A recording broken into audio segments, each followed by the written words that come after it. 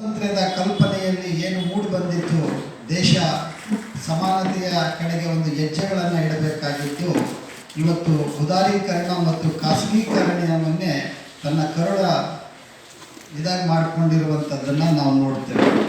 ಹೀಗಾಗಿ ಹಸಿವಿನ ಸಂಖ್ಯೆ ದಿನ ದಿನಕ್ಕೂ ಅದು ಹೆಚ್ಚುತ್ತಾ ಹೋಗ್ತಾ ಇದೆ. ನಿರುದ್ಯೋಗದ ಸಮಸ್ಯೆ ಅಧಿಕವಾಗ್ತಾ ಇದೆ. ಒಂದು ಕಡೆ ರೈತಾಪಿ ವರ್ಗ, ಮತ್ತೊಂದು ಕಡೆ ಕಾರ್ಮಿಕ ವರ್ಗ, ಮತ್ತು ತೀರಾ ಬಡವರು ತುಂಬ ಸಂಕಷ್ಟದಲ್ಲಿ ಇವತ್ತು ನರಳುತ್ತಾ ಇರುವಂಥದ್ದನ್ನು ನಾವು ಇಲ್ಲಿ ಗಮನಿಸಬೇಕು.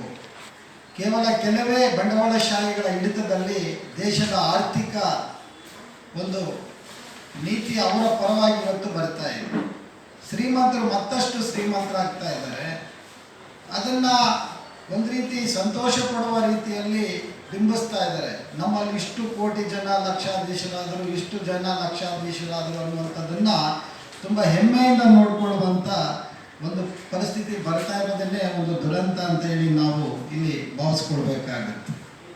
ಆ ಹಿನ್ನೆಲೆಯಲ್ಲಿ ಮೀಸಲಾತಿಯ ಮೇಲೆ ನಡೀತಾ ಇರುವಂಥ ದಾಳಿಗಳು ಮತ್ತು ಕಾರ್ಯಾಂಗದ ಒಂದು ಅದರ ನೀತಿಗಳಲ್ಲೂ ಆಗ್ತಾ ಇರುವಂಥ ಬದಲಾವಣೆಗಳು, ನ್ಯಾಯಾಂಗದಲ್ಲಿ ಆಗ್ತಾ ಇರುವಂಥ ತೀರ್ಮಾನಗಳನ್ನು ನೋಡಿದ್ರೆ ನಿಜವಾದ ಸಂವಿಧಾನದ ಆಶಯಗಳು ಈಡೇರ್ತಾ ಇದೆಯಾ ಅನ್ನುವಂಥದ್ದು ಇವತ್ತು ನಮ್ಮನ್ನು ಕಾಡುವ ಒಂದು ಸ್ಥಿತಿಗೆ ನಾವು ತಲುಪಿದ್ದೇವೆ.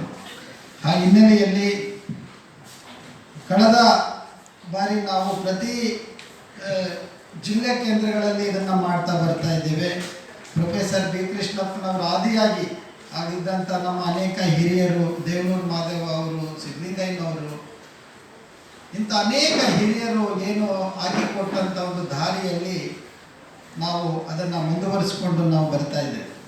ಹಾಗಾಗಿ ಇದೇ ತಿಂಗಳು 5 ಮತ್ತು 6ನೇ ತಾರೀಕು ನಾವು ತುಮಕೂರಿನಲ್ಲಿ ಈ 2 ದಿನಗಳ ಸರ್ವ ಸದಸ್ಯರ ಮಹಾ ಅಧಿವೇಶನವನ್ನು ನಾವು ಹಮ್ಮಿಕೊಂಡಿದ್ದೇವೆ. ಈ ಒಂದು ಸಭೆಗೆ ನಮ್ಮ ರಾಜ್ಯದ ಜಿಲ್ಲಾ, ತಾಲೂಕು ಮತ್ತು ಗ್ರಾಮ ಪಂಚಾಯಿತಿ ಮಟ್ಟದ ಪದಾಧಿಕಾರಿಗಳು ಮತ್ತು ಪೂರ್ಣಾವಧಿ ಕಾರ್ಯಕರ್ತರು, ಫುಲ್ ಟೈಮರ್ಸನ್ನಾಗಿ ಏನು ಕೆಲಸ ಮಾಡ್ತಾ ಇದ್ದಾರೆ ಅವರನ್ನು ಒಳಗೊಂಡು ಹಾಗೆ ಮತ್ತು ಇಡೀ ರಾಜ್ಯದ ಸಕ್ರಿಯ ಕಾರ್ಯಕರ್ತರು ಎಲ್ಲರೂ ಸುಮಾರು 2,000 ಜನ ಆ ಒಂದು 2 ದಿನಗಳ ಸರ್ವ ಸದಸ್ಯರ ಸಭೆಯಲ್ಲಿ ಪಾಲ್ಗೊಳ್ಳುತ್ತಾರೆ. ಅಲ್ಲಿ ಅದರ ಉದ್ಘಾಟನೆಯನ್ನು ನಮ್ಮ ಬಂಡಾಯ ಸಾಹಿತ್ಯದ ಪ್ರವರ್ತಕರಾದಂಥ ಸನ್ಮಾನ್ಯ ಬರಗೂರು ರಾಮಚಂದ್ರಪ್ಪನವರು, ನಾಡೋಜ ಬರಗೂರು ರಾಮಚಂದ್ರಪ್ಪನವರು ಉದ್ಘಾಟನೆ ಮಾಡ್ತಾರೆ. ಅದೇ ಸಂದರ್ಭದಲ್ಲಿ ಸಹಕಾರ ಸಚಿವರು, ಹಾಸನ ಜಿಲ್ಲೆಯ ಉಸ್ತುವಾರಿ ಸಚಿವರು ಮತ್ತು ಸಹಕಾರ ಸಚಿವರಾಗಿರುವಂಥ KN ರಾಜಣ್ಣ ಅವರು ಅವತ್ತಿನ ಸಭೆಯಲ್ಲಿ ಹಾಜರಿರ್ತಾರೆ. ನಮ್ಮ ಇಂದಿರಾ ಮೇಡಮ್, ಪ್ರೊಫೆಸರ್ ಬಿ ಕೃಷ್ಣಪ್ಪನವರ ಹೋರಾಟದ ಸಂಗಾತಿ, ಅವರು ನಮ್ಮ ಜೊತೆಯಲ್ಲಿ ಇರ್ತಾರೆ. ಮತ್ತು KM ರಾಮಚಂದ್ರಪ್ಪನವರು, ತಮಗೆಲ್ಲ ಗೊತ್ತಿದೆ, ಶೋಷಿತ ಸಮುದಾಯಗಳ ಮಹಾ ಒಕ್ಕೂಟದ ಅಧ್ಯಕ್ಷರು, ಸಂಚಾಲಕರು, ದೊರೈರಾಜ್ ಅವರು ಮತ್ತು ಇನ್ನಿತರ ಕೆಲವರು ಸ್ಥಳೀಯ ಮುಖಂಡರುಗಳು ಕೂಡ ಅದರಲ್ಲಿ ಇರ್ತಾರೆ. ಮತ್ತು 2 ದಿನಗಳಲ್ಲಿ ನಾವು ವಿಚಾರ ಸಂಕಿರಣವನ್ನು ಕೂಡ ನಾವು ಇಟ್ಕೊಂಡಿದ್ದೀವಿ. ಅದಾದಮೇಲೆ 2ನೇ ದಿನ ನಮ್ಮ ಸರ್ವ ಸದಸ್ಯರ ಸಭೆ ನಡೀತೈತೆ. ಅದರ ನಾಗರಾಜ್ ಅವರು ಚುನಾವಣಾಧಿಕಾರಿಯಾಗಿರ್ತಾರೆ. ಅಲ್ಲಿ ಮುಂದಿನ 3 ವರ್ಷಗಳಿಗೆ ಹೊಸ ಪದಾಧಿಕಾರಿಗಳ ಆಯ್ಕೆ ಮಾಡುವಂಥ ಒಂದು ಪ್ರಕ್ರಿಯೆ ಅಲ್ಲಿ ನಡೀತೈತೆ. ಮತ್ತು ಎಲ್ಲ ರೀತಿಯಲ್ಲೂ ಕೂಡ ಪ್ರಜಾಸತ್ತಾತ್ಮಕವಾಗಿ ಅಲ್ಲಿ ಆ ಚುನಾವಣಾ ಪ್ರಕ್ರಿಯೆ ನಡೀತೈತೆ.